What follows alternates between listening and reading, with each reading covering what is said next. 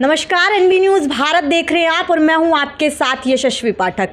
नोटबंदी, डिमोनेटाइजेशन, ये नाम, ये शब्द आपने बहुत ज़िंदगी में 2016 के बाद आए दिन आप सुनते नज़र आ रहे होंगे। लेकिन बीती रात फिर से एक ऐसी खबर आई जब 2000 के नोट, और ये वही 2000 के नोट है जो 2016 में नोटबंदी के बाद भाजपा बड़े लॉन्चिंग, बड़े चेहरे के साथ सामने आई थी। अब भाजपा ने ही फैसला कर लिया है कि भाई 2000 के जो नोट है वो मार्केट में नहीं चलेंगे। हालांकि 30 सितंबर तक के सर्कुलेशन को बंद कर दिया गया है। 30 सितंबर तक आपको समय दिया गया है भाजपा की तरफ से कि इसमें आइए, आप नोट बदलिए और सरकार आपकी मदद करेगी, आरबीआई आपकी मदद करेगी।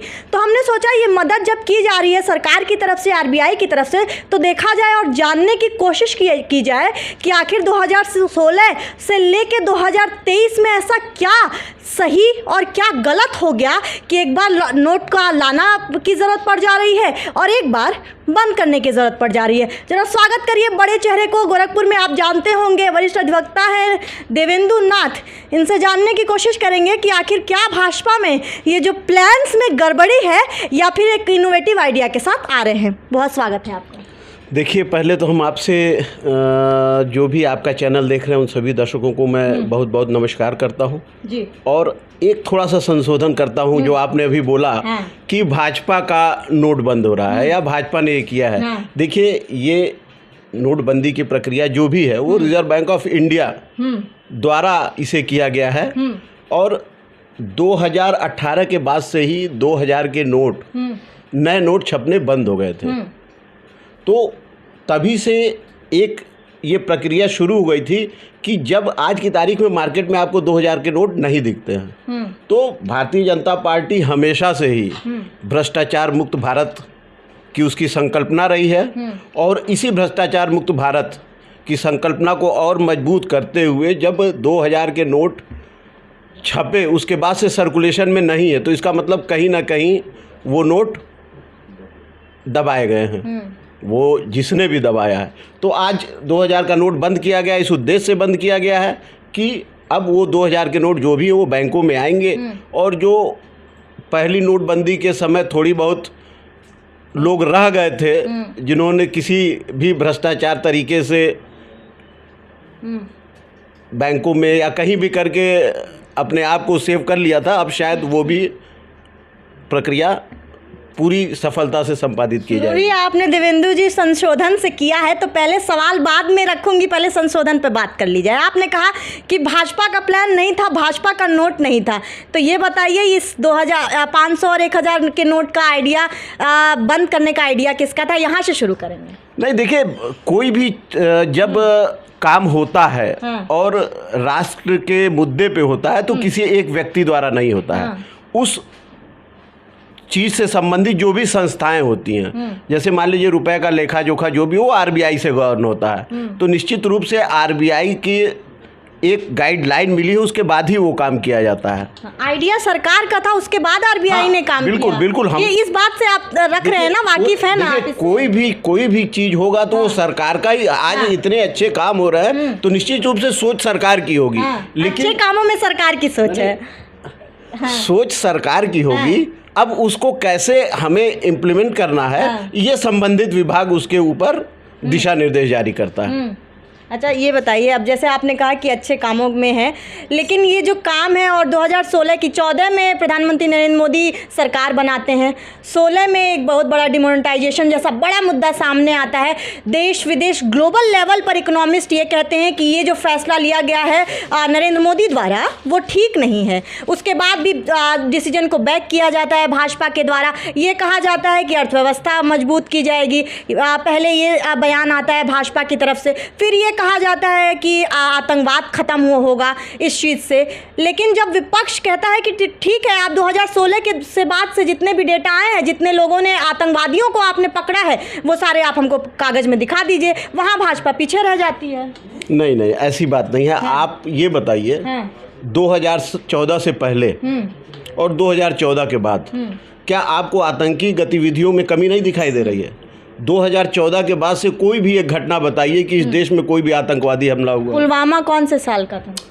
पुलवामा उससे बड़ा आतंकी हमला कहाँ? देखिए कश्मीर, जब हम देखते हैं मुंबई जी नहीं कश्मीर शुरू से ही आतंकवाद ग्रसित एक प्रदेश तो रहा। कश्मीर को हिस्सा नहीं मानते हैं आप हिंदुस्तान का? बात आई है जब से धारा 370 हटी, 2A आया, उसके बाद से कश्मीर की स्थितियां बदली कि नहीं बदली? फिर पुलवामा कैसे विरोधाभास है सर आपकी बात में? क्रिटिसिज्म करना केवल जर्नलिज्म का पार्ट मत बनाइए। क्रिटिसिज्म नहीं कर रही हूँ, चौथा स्तंभ है, इसलिए सवाल करना जरूरी है। सवाल करना जरूरी है। तो आज पूरे देश में एक पुलवामा छोड़ दिया आप पहले कभी अहमदाबाद में आतंकी हमला होता था, कभी बनारस में होता था, कभी मुंबई में होता। कोई भी किसी प्रदेश के जितने बड़े जिले हैं वो आतंकवादी हमलों से नहीं बचे रहते थे। आप एक पुलवामा गिनवा रहे हैं, उसके बाद पूरे देश में बताइए ना कहाँ आतंकवादी हमला हुआ। विपक्ष ये कहता है तो इसमें हमारे भी जब कांग्रेस की सरकार रही थी तब उन्होंने कहा साफ तौर पर कि इसमें कोई भाजपा या सरकार का लेना देना नहीं होता है। आतंकी हमले जो खत्म किए जाते हैं या जो रोके जाते हैं,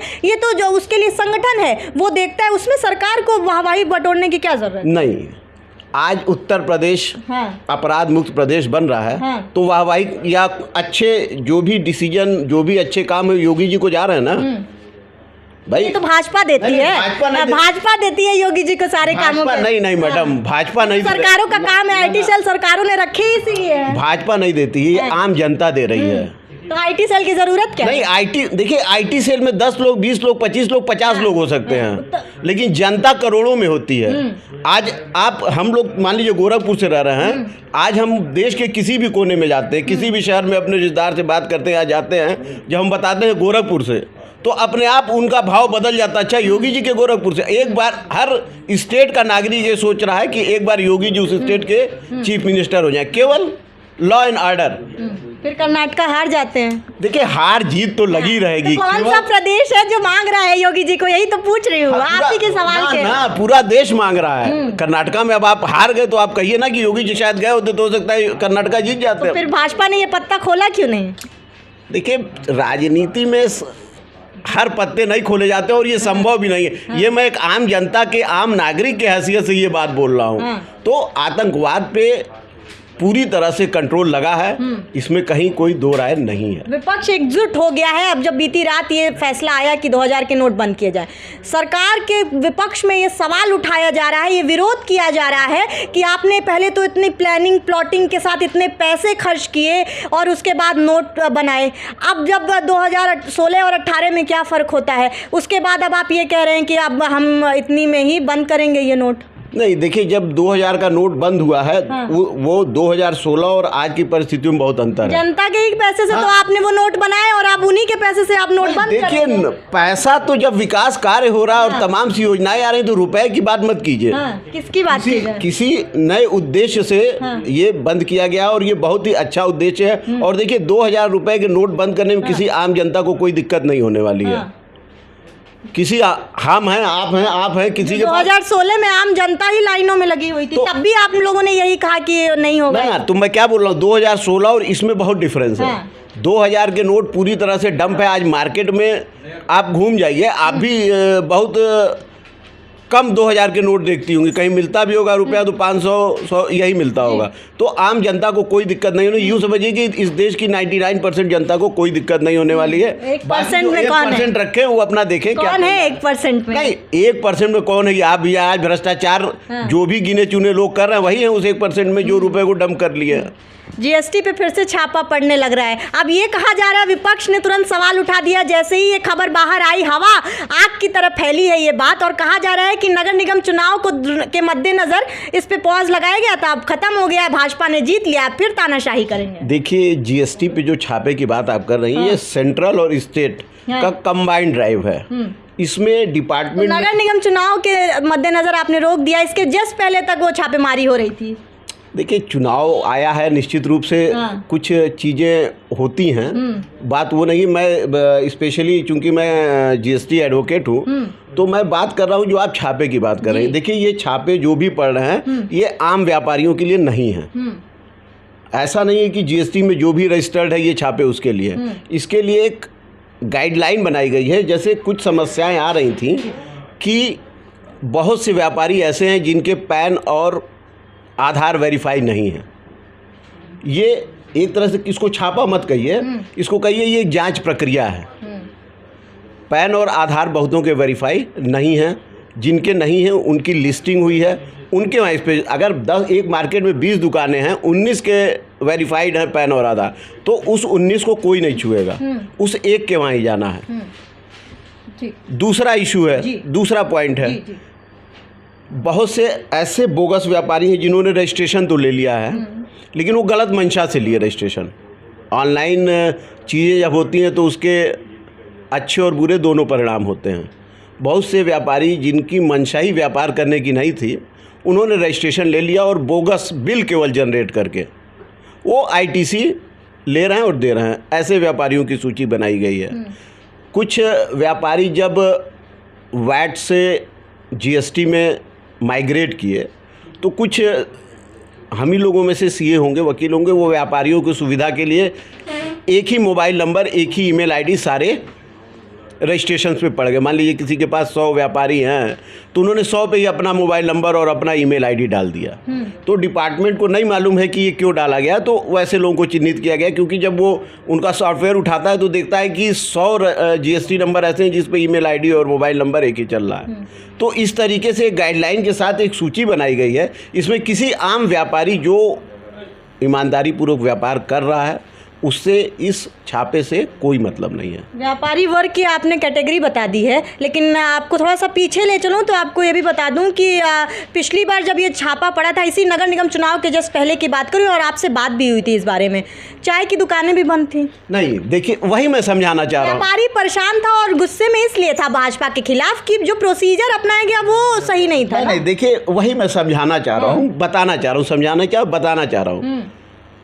एक मार्केट में एक व्यापारी गलत है, अगर अधिकारी उसमें जा रहे हैं वहाँ पुलिस फोर्स के साथ, देखिए अधिकारी जब सर्वे में जाएगा तो फोर्स तो रहेगी, वो तो एक नेचुरल प्रक्रिया है।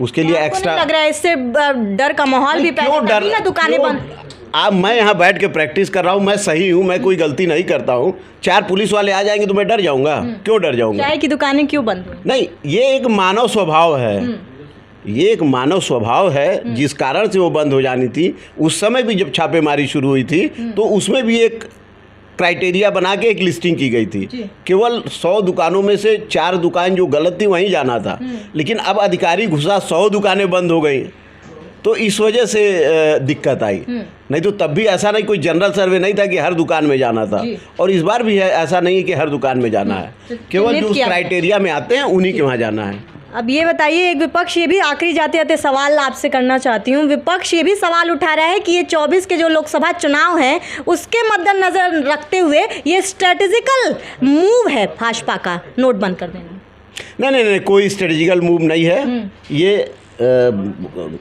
आरबीआई ने देखा होगा, ऐसा सोचा होगा कि अब इस 2000 के नोट का कोई बहुत औचित्य नहीं है, और 2000 नोट अगर मार्केट में सर्कुलेट हुए, छप के आए, तो वो कहाँ हैं?